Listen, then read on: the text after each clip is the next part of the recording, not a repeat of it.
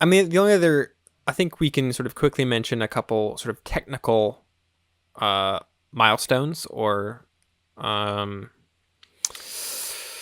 I don't know, standouts. There are, I guess, two films. There's neither of them are sort of singular films. They're sort of series of short experimental films. One is the Edison Kinetophone films, which are Sync Sound from 1913.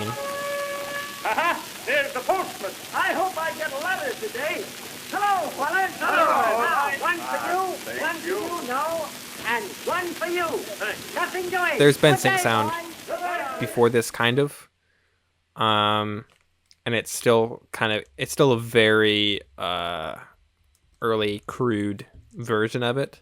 But they made a bunch of films with this kinetophone technique, but destroyed in a fire in 1914, and they abandoned the this whole technique. Oh wow. Which was sort of time consuming, and they had other problems anyway. But I don't know. It's wild that they were sort of starting to figure out sync sound this early, and then kind of abandon it. They're like, it's too much work. That is kind of weird that they would abandon it. You know, cinema is still in a pretty gimmicky zone. Yeah. I mean, I think the thing is with sound and color at this time, though they were possible, they required a lot of specialized equipment and finesse that didn't always quite work out.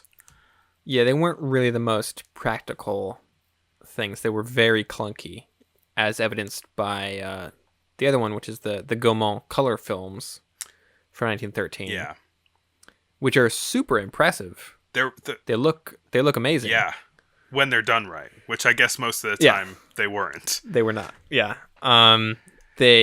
They were achieved by shooting and projecting black and white film through 3 separate different color lenses that had to be very precisely aligned and tilted in order to get the colors to line up right. But because it's 3 colors, it's much closer to the human eye than like 2-color film, which was another sort of what I associate with like pre-1930s color film. Yeah. And this looks way better than that. Yeah. It looks much more like something from the 40s or 50s. Yeah, definitely. It's funny because it's this kind of combination of washed out and rich, the colors. Yeah. Particularly, there's this one image of like a mistletoe that's just kind of like rotating, and you're just seeing like the reds and the greens, and they look so good.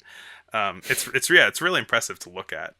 But that too was abandoned pretty quickly because they were just like, we can't. Yeah. This is too much trouble. In 1914 too. Yeah.